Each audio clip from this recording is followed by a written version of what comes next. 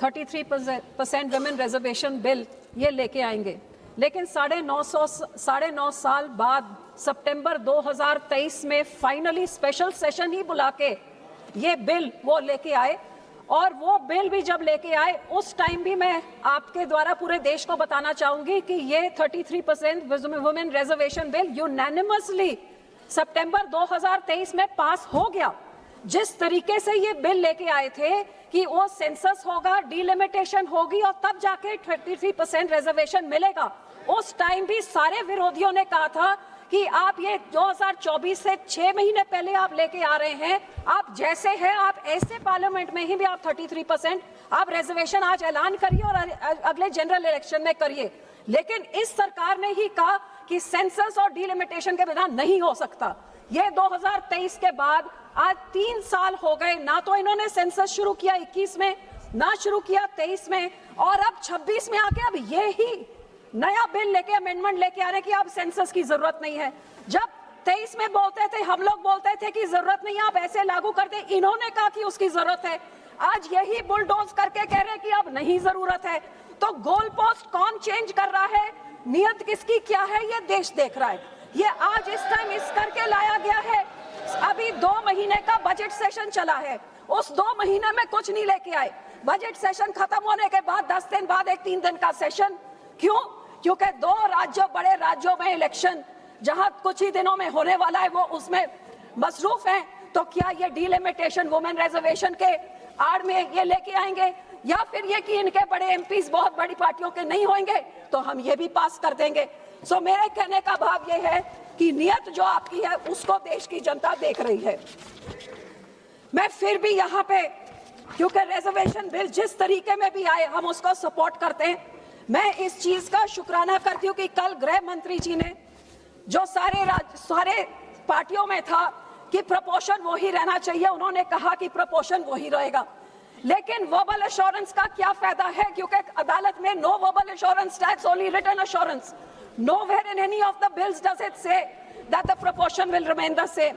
ये 50% जो इन्होंने इंक्रीज किया है, ये कहाँ से फिगर आया, किससे सलाह मशवरा किया, किससे कंसल्टेशन हुई, और 50% क्यों बढ़ाया जा रहा है?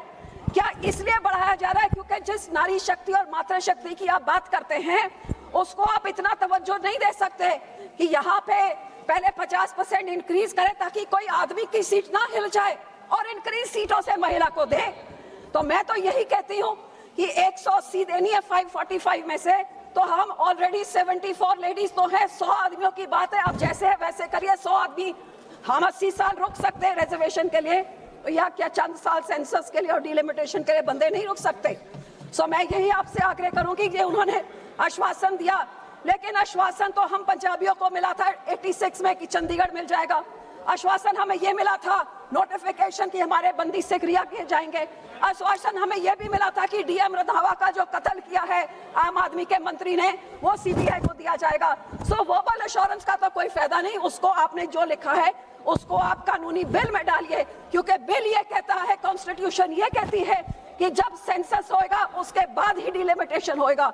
आप ये लेके आना चाहते हैं कि ना तो सेंसस हम बताएंगे कौन सा हो रहा है और डिलिमिटेशन किस हिसाब से होगा, ना वो हम बताएंगे। तो आपका निशाना ये है कि सेंसस आप जो मर्जी कराइए, डिलिमिटेशन आप जब मर्जी कराइए, आप अपने नंबरों के बलबूते पे जैसे आप पिछले समय पे करते रहे, you been bulldozing each and every bill, each and every law, that is what you plan to do. और हम इस विमेन रिजर्वेशन के आड़ में जो डिलिमिटेशन का आप काम कर रहे हैं, इसके हम सख्त खिलाफ हैं और इसका साथ हम नहीं देते। और मैं आपको यही रिक्वेस्ट करूंगी कि जो कुछ आप कर रहे हैं उसको आप बिल में डालिए। कौन सा सेंसस युद्ध होएगा? हाँ, हम मानते हैं कि proportion of parliament should increase, but it should be in a transparent manner, not in a manner that divides the nation, not in a manner that disadvantages some nation, because federal democracy means equal representation to all। और ये आपकी नियत क्या है, ये देश की जनता देख रही है। मैं यहाँ पे ये भी कहूंगी कि हर बारी जब भी इलेक्शन आती है तभी औरतों की याद आती है। ये 24 में इलेक्शन थी तो 23 में आ गई। कभी बिहार में कोड ऑफ कंडक्ट लगा है तो महिलाओं के खाते में 10,000 रुपए जा रहे हैं। कभी हमारे राज्य में कहा जाता है 1000 मिलेगा हर महिला को, तो 4 साल निकल जाते हैं, कुछ नहीं मिलता। 6 महीने रिएक्शन में जाते हैं, तो एक बार फिर वो बात होती है। कभी कांग्रेस कह देती है घर घर नौकरी मिलेगी।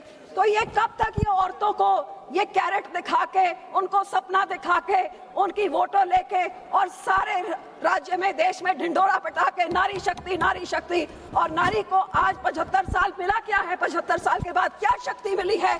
जैसे ये पार्लियामेंट है वो सबको दिख ही रहा है।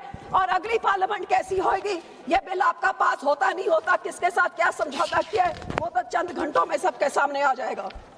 तो मैं यही कहूंगी कि हम 33% रिजर्वेशन औरतों का हमने सपोर्ट किया, हम फुली सपोर्ट करते हैं।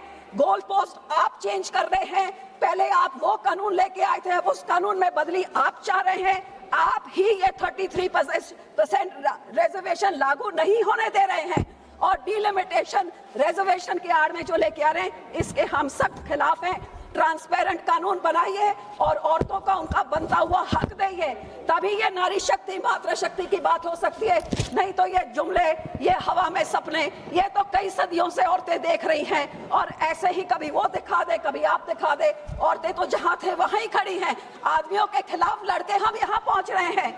हमें शक्ति की जरूरत नहीं थी, रिजर्वेशन के बिना हम लोग यहाँ पहुंच गए, और जो हमें मौका दें तो आगे भी पहुंच जाएंगे। आपको बढ़ाने की जरूरत नहीं, आप 545 में ही हमको 33% रिजर्वेशन दे दीजिए, हम आपको यहाँ पे 33% हम आके आपको दिखाएंगे, जो आप हमको सीटें और टिकट आप हमको देंगे। बहुत बहुत धन्यवाद। माननीय सदस्य श्रीमती अनुप्रिया पटेल जी। धन्यवाद सभापति महोदय। आज इस ऐतिहासिक चर्चा का